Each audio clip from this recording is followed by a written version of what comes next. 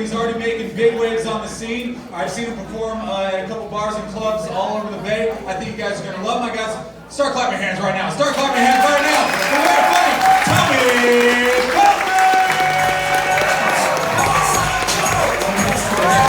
You can't videotape or record or anything like that. Alright, thank you. Keep it going, ladies and gentlemen, for the young and handsome Paul Conyers. Now keep it going for the not as young and not as handsome me. Thank you. Yeah, I used to be young and handsome, but that ship sailed some time ago.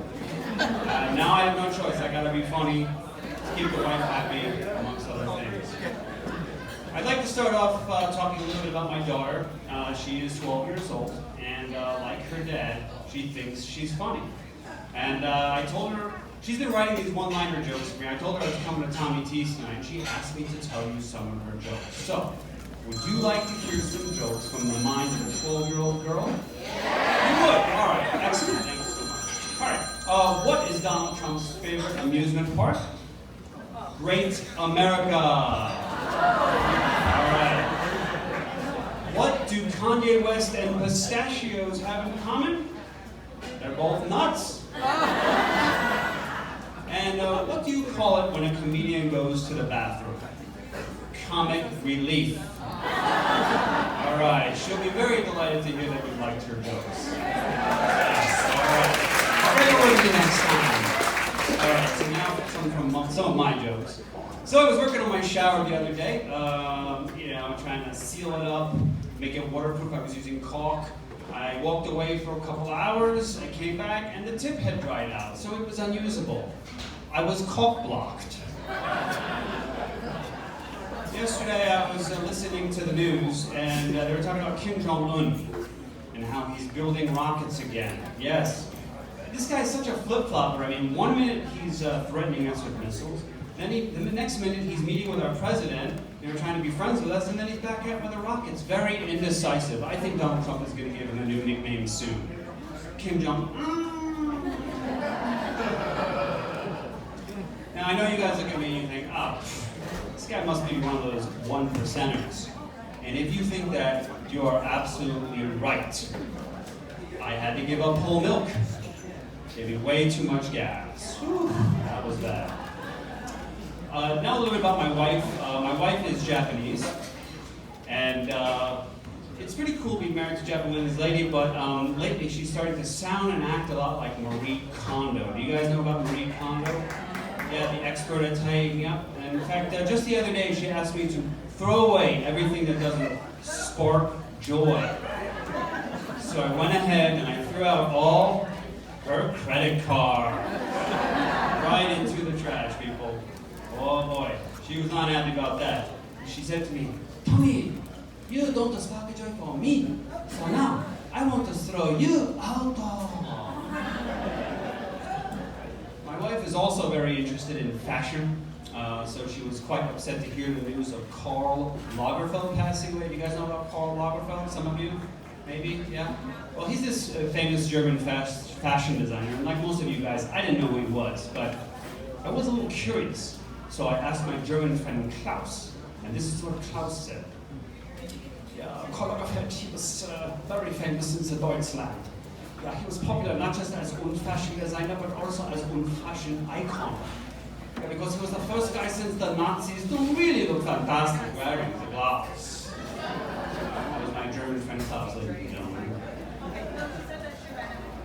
So being married to a Japanese lady is pretty cool because I get to learn a lot about Japan and other Asian cultures. One of the things I've learned is that most Asian families do not wear shoes inside the house.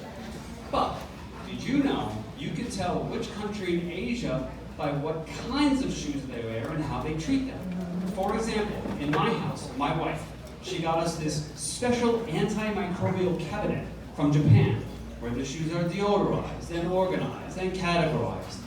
Kind of like if Marie Kondo made a line of home furnishings, that's what we now have. Now, across the street, there's a family from mainland China, and you can always tell those guys because their sneakers are Chinese knockoffs. which means that they look like Western brands, but usually there's some sort of egregious spelling mistake. Like instead of saying Reebok, the shoes say Reebok. Now, the rest of my neighborhood is immigrants from India. And Indian men, I've noticed, they have this thing for open-toe sandals. They like to wear them year-round. Doesn't matter how cold it gets. So, if you're walking down the street in the wintertime, and there's a house, and you see a pair of Birkenstocks on the welcome mat, that can only mean one of three things. That means that there's either an Indian guy, a hippie, or an old man with an orthopedic problem living there. Those are the only choices. I will say one other thing about Asian cultures, and that is that they have different perceptions of how animals sound. So, you know how, like in America, dogs say woof woof, right? Well, in Japan, dogs say wang wang. Well, in China, dogs say, don't eat me!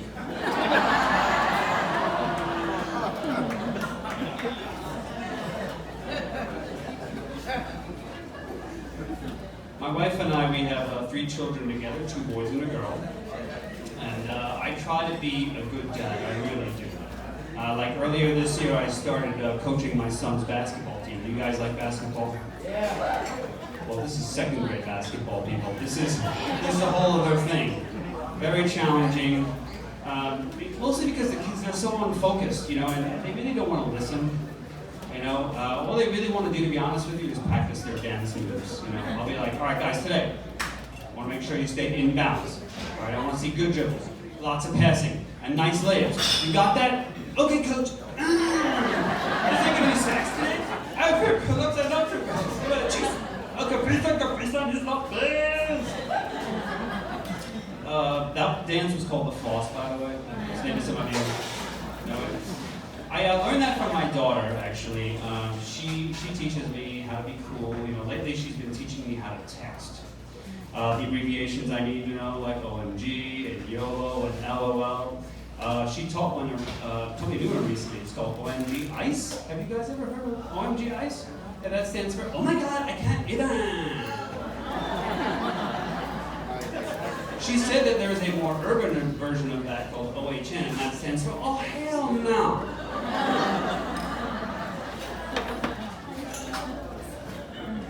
So, thankfully my daughter, she's only 12, so she's not yet boy crazy yet, but she does keep mentioning this kid named Noah.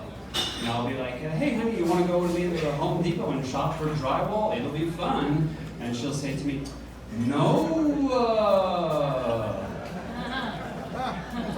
The other day my daughter asked me something kind of interesting. She's like, Dad, how does Scotch tape get its name? And that made me think for a minute. I mean, how did Scotch tape get it? I've been thinking about it for quite some time. I can tell you this, Scotch tape is not a Scottish product. It is an American product made by a company called 3M. The more I think about it, the more I think, though, there must have been a Scottish person involved in the naming of that product. In my mind, okay, they're back at 3M, back in the day, and they're talking about what to call this new adhesive tape, and there's a Scottish guy there, and he decides to speak up. I've got a great idea. Oh, why don't we name it after Scotland? You know, we could give it the fresh pint scent and put the Scottish kilt right on the package. Americans loathe Scotch whiskey, so I know they're gonna loathe Scotch tape, or my name isn't Shrek McGregor. Because in my mind, every Scottish person sounds like either Shrek or Ewan McGregor. But actually, Scotch tape is not the only product like that out there that's cultural appropriation, you know? There are other products like this too, like, you guys ever hear of the Ninja line of food processors? Does anybody own a Ninja? You do, okay. Yeah, I think if the ninjas in Japan ever found out about it, I don't think that they would be very happy. I think they would say something like, what is this Ninja food processor? This is not a Ninja. I mean, yes, it has a sharp cut on a blade with a chocolate and vegetable quite well, but it is not quite like a Ninja. All right, I'll leave you with one more thought, and that is, you know, we are all human beings. We really are, and we all pray to God. Yes, we do. Even atheists. And I can prove this to you. Just watch an atheist drop his phone face down, and you'll see exactly what I mean. It'll be like this. Please don't get cracked. Please, please, please, please, please. Here we go. Whew! Thank God! Alright, that's my time. I'm Tommy Feldman.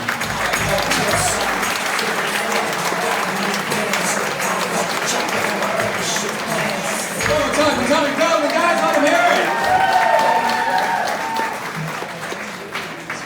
It's been such a blessing participating in Bring Your Father to Work Day. It's just been